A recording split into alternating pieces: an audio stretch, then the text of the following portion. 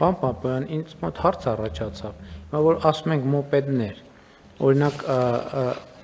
հիմա հեծանիվներ կան, որ էլեկտրական շարժիչներ կան իրանց վրա, իրանք ամեն դեպքում ես երևի հիմա պատասխանը չեք ունենա, բայց մյուս կողմից էլ իրանք մտնում են այս արտոնության տակ, թե չէ, եւ ընդհանրապես հեծանիվի ներմուծումը ավելացված արժեքի հարկից ազատված է, թե ազատված չի։ Ունենք պատասխանը։ Ամեն դեպքում, եթե ունեք, ասեք, էլի։ Պարոն վարչապետ,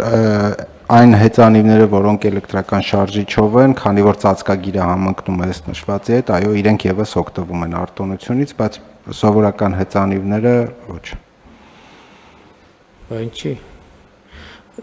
Բայց ստեղ ես մի բան ասեմ, շատ լավ է, մենք քննարկել ենք, առանձին քննարկում ենք ունեցել այս թեմայով, էլեկտրոմոբիլների ներմուծումը իհարկե խթանում ենք, բայց հարգելի գործընկերներ, մենք խնդրեմ ունենք, ընդհանրապես մեքենաների թվի հետ կապված խնդրեմ ունենք։ Ես երեք անձամբ ականատես եղա, թե ասենք 6:20-ի ժամանակահատվածում Երևանի կենտրոնում ինչ է կատարվում։ Ես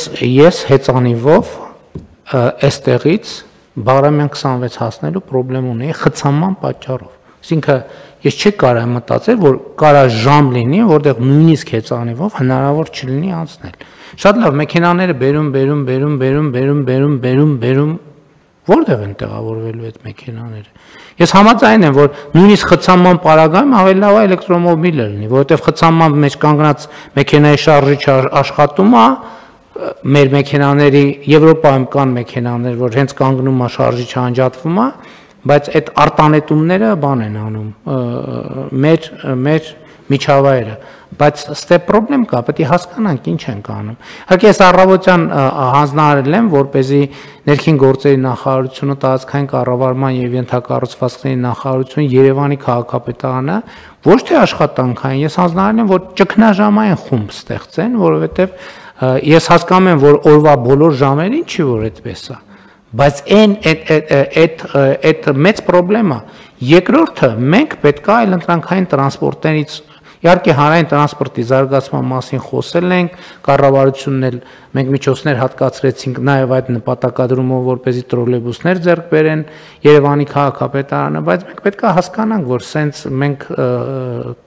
սխալ տեղ ենք գնում, վստահաբար սխալ տեղ ենք գնում, որովհետև ինչի էլեկտրական հեծանիվների մասին բան արեցի,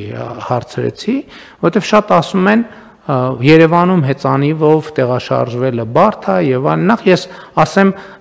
ինքս հատուկ այդ նկատառումով նաեւ որ այցա լինում, առիթա լինում, այդ քաղաքներում հեծանիվ եմ քշում, տենց քաղաք չկա, որտեղ 100%-ով հարթ է։ Շատ տեղերում կան բարձունքներ, վերելքներ, վայրեջքներ եւ այլ, հարցը դա չի։ Բայց նախ սովորական հեծանիվով էլ կարելի գնալ նոր-նորքի զանգված, համեն դեպս ես անձամբ Երևանի բոլոր բարձրադիր թաղամասերով անցել եմ հեծանիվով, բայց երկրորդը այդ կան հեծանիվներ, որոնք էլեկտրական շարժիչով են, այսինքն առանց ջանքի, առանց մեծ ջանքի կարելի է բարձրանալ, բայց նույնիսկ եթե ջանքի մասին է, կներեք 1000 ավելի լավ է մի քիչ քրտնել, քան շատ ներվայնանալ, որովհետև այդ խցանումը արդեն բան է, այդ խցանումները արդեն մարդու բանի նյարդային վիճակի վրա ազդում են, հետո այդ մարդը մտնում է սոցիալական ցանցեր, չգիտեմ ինչ, գնում է տուն, հարևանի հետ եւ այլն, այդ բանը, այդ նեգատիվը որևէ ձևով պետքա պարփվի եւ վստահ չեմ, որ բոլորն են տենց բան ձևով հանդարտ ձևով պարփում։ Ես կառաջարկեմ, եթե հեծանիվները չկան, էլեկտրական հեծանիվը կա, որովհետև մեր ծրագիրն էլ չի աշխատում իմիջիայլոց, ոնց որ թե ուսանողական ուսանողների համար ընդունած ծրագիրը հեծանիվների, էլ չեմ ասում, որ չի երևում, որ ուսանողները սկսել են հեծանիվով գնալ դասի։ Ու սա խնդրեմ է, ես համոզված եմ դուք ինձնից շատ գիտեք խցանումների մասին, բայց այն որ ես երեք տեսա, դա սարսափելի է ուղղակի սարսափելի է։ Ու տենց մենք դա բառից բուն իմաստով ճգնաժամ է, չի կարելի տենց թույլ տալ, որ տենց իրավիճակը լինի, ընդհանրապես բոլոր երկրներում էլ լինում են խցանումներ,